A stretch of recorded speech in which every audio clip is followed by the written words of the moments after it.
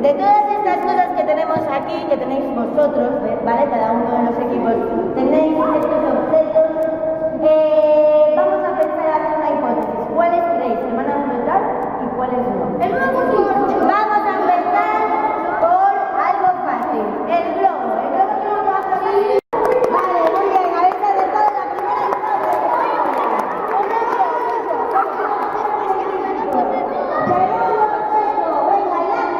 El lápiz queda polémico. ¿Flota?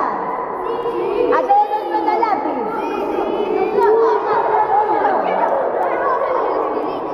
Vale, muy bien. Segundo objeto polémico, el clip. Vamos a coger el clip, venga. Sacadlo todo para afuera. Vamos a introducir el clip a ver si flota o no flota.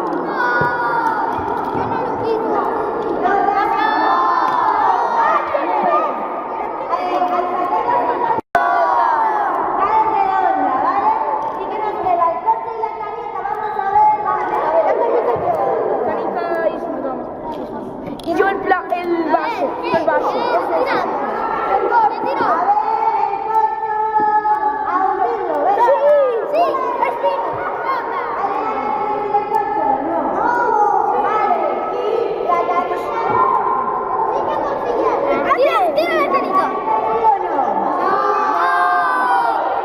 Han llenado el vaso.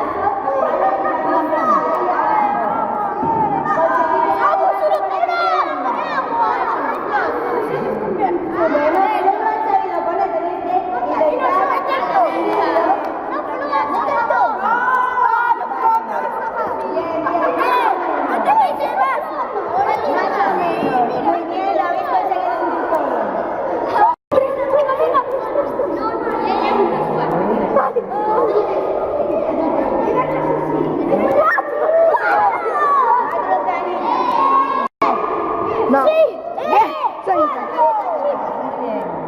Cuatro canicas. Vamos a probar.